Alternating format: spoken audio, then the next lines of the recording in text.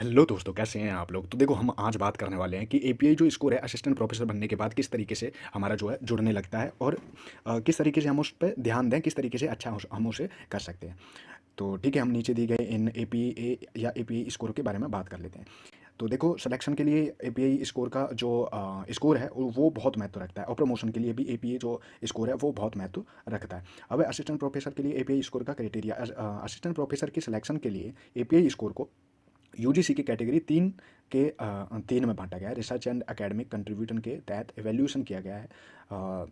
Total API score का breakup ये है, जैसे कि कैटेगरी हैं टीचिंग के लिए, लर्निंग के लिए और एवेल्यूशन के लिए, मतलब पढ़ाने के लिए, सीखने के लिए और फिर नंबर देने के लिए। ये जो है 100 नंबर है टोटल इसके लिए। शोध और प्रकाशित करने के लिए ये जो है 55 नंबर पॉइंट दिए गए हैं। एकेडमिक एंड एडमिनिस्ट्रेटिव वर्क करने के लिए हमें 45 पॉइंट दिए गए हैं। तो minimum API score required assistant professor के लिए देखो 75 से 100 पॉइंट की ज़रूरत होती है आउट ऑफ 200 में से। ये देखो 100 प्लस 55 प्लस 45 कितना हो रहा है, 200 ही हो रहा है ना। तो 200 में से टोटल 200 होते हैं, टोटल 200 में से असिस्टेंट प्रोफेसर के लिए 75 से 100 के बीच में चाहिए। तो डिफरेंट यूनिवर्सिटीज़ के रूल पर डिपेंड करता है कि 75 से 100 ही चाहिए या कम चाहिए या ज़्यादा चाहिए या बिल्कुल नहीं चाहिए, ध्यान भी नहीं देते हैं। ठीक है, तो एपीआई इसको चुनने का तरीका जो है टीचिंग, लर्निंग एंड इवैल्यूएशन, ये 100 पॉइंट की होती है। तो लेक्चर डिलीवर्ड, आप जितना लेक्चर डिलीवर करते हैं उसके बेसिस पर पॉइंट मिलते हैं। जैसे एग्जांपल 70 से 80% लेक्चर जो है आप कंप्लीट कर चुके हो, बुड्ढे हो चुके हो, या फिर 70 से 80 जो है लेक्चर आप अब तक आप लोगों ने जोड़ दिए हैं, कर दिए हैं। 70 से 80 क्लासें ले ली हैं, इस तरीके से लेक्चर कंप्लीट हुए हैं। 70 से 80 घंटे, इस तरीके से, मतलब अलग अलग एक तरीके से क्राइटेरिया वो लेते हैं। तो उनका कुछ लेक्चर्स का 35 से 40 या एक लेक्चर का 1 पॉइंट, 2, 1.5 पॉइंट, आधा पॉइंट, इस तरीके से जोड़ते हैं। स्टूडेंट फीडबैक, स्टूडेंट के जो फीडबैक है वो उसके बेसिस पर भी आपको पॉइंट दिए जाते हैं। जो पॉइंट रखते हैं 5 से 10 पॉइंट लिए जाते हैं। इनोवेशन टीचिंग मेथड्स, जैसे आईसीटी टूल्स का यूज़ करना, एंड आप ऑनलाइन पढ़ा रहे हैं, ऑनलाइन क्लास चल रही है आप लोगों की, तो उसके लिए 5 से 10 पॉइंट आप लोगों को मिलते हैं, मतलब एपीए में जुड़ते हैं असिस्टेंट प्रोफेसर के में। रिसर्च एंड पब्लिकेशन अगर हमने कर लिया है तो उसके 55 पॉइंट होते हैं। कोई भी रिसर्च पेपर के पब्लिश करने के, पीयर रिव्यू जर्नल में पेपर पब्लिश होने पर, ठीक है, हमें पॉइंट मिलते हैं। नेशनल लेवल जर्नल के लिए 10 पॉइंट मिलते हैं, मतलब कोई राष्ट्रीय लेवल पर जर्नल है तो उसके लिए हमें 10 पॉइंट मिलते हैं। इंटरनेशनल पर 15 पॉइंट मिलते हैं। बुक पब्लिश अगर है कोई हमारी, तो बुक विद आईएसबीएन नंबर के साथ है तो उसके लिए 15 पॉइंट हमें मिल जाते हैं।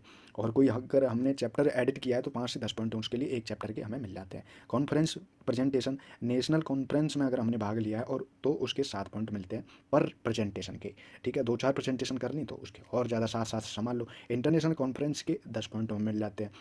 एकेडमिक एंड एडमिनिस्ट्रेटिव की अगर बात करें, ऐसी एक्टिविटीज़ की, तो उनके लिए 45 पॉइंट रहते हैं। जैसे डिपार्टमेंटल वर्क है, सेमिनार ऑर्गेनाइजेशन है, सिलेबस डिजाइनिंग है कि हमने सिलेबस डिजाइन कर दिया, एडमिनिस्ट्रेटिव वर्क है तो 10 से 15 पॉइंट हमें मिलते हैं। वर्कशॉप अटेंडेंस, वर्कशॉप या फैकल्टी डेवलपमेंट प्रोग्राम अगर हमने कोई ऐसा बनाया है तो उसके लिए 5 से 10 पॉइंट हमें मिलते हैं। एक्सटेंशन एक्टिविटी अगर कोई की है तो एनएसएस और एनसीसी या सोशल आउटरीच प्रोग्राम में हमने भाग लिया है या हम वो कर रहे हैं सोशल प्रोग्राम, तो 5 से 7 पॉइंट हमें दिए जाते हैं। तो असिस्टेंट प्रोफेसर के लिए सिलेक्शन में एपीआई इसको चुनने का प्रोसेस इस तरीके से रहता है कि शॉर्ट लिस्ट होते हैं, उसके लिए ज़रूरी होता है, और इंटरव्यू में भी एपीआई स्कोर के तहत ही हमारा इंटरव्यू लिया जाता है। और इन दोनों में शॉर्ट लिस्ट होना है तो भी एपीआई स्कोर चाहिए, इंटरव्यू में आना है तो भी एपीआई स्कोर चाहिए। तो एपीआई जो है स्कोर इंप्रूव करने की जो है हमारी सबसे बड़ी टिप है कि regularly publish papers, reputed journals में आर्टिकल लिखना है हमें। वर्कशॉप एंड एफडीपीएस अकेडमीज डेवलपमेंट के लिए ज़्यादा से ज़्यादा एफडीपीज अटेंड करने हैं। एडमिनिस्ट्रेटिव रूल्स की अगर बात करें तो डिपार्टमेंट रूल्स और एक्स्ट्रा करिकुलम एक्टिविटीज़ में एक्टिवली पार्टिसिपेट करते रहना है। ठीक है, यहाँ भी हमारा फोटो दिखे, यहाँ भी हमारा फोटो आ सके। इनोवेटिव टीचिंग, मतलब आईसीटी टूल्स का, ऑनलाइन क्लास का, इनका तो भर के इस्तेमाल करना है जिससे कि हमारा एपीआई स्कोर अच्छा हो सके। एपीआई स्कोर असिस्टेंट प्रोफेसर के करियर्स ग्रोथ में बहुत इंपॉर्टेंट रोल निभाता है, और इसलिए इसे सिस्टमेटिकली मेंटेन करते हुए रहना चाहिए और हमेशा ही करते हुए रहना चाहिए। तो मैं यही आप लोगों को गाइड करूँगा, एंड मैं खुद भी यही कर रहा हूँ कि मैं अपना एपीआई स्कोर ज़्यादा अच्छा कर सकूँ, और यही आप लोगों को करना है क्योंकि जो मैं कर रहा हूँ वही आप लोगों को बता सकता हूँ। ठीक है, ऑल द बेस्ट, अपना ध्यान रखो एंड एपीआई स्कोर सुधारने पर ध्यान दो।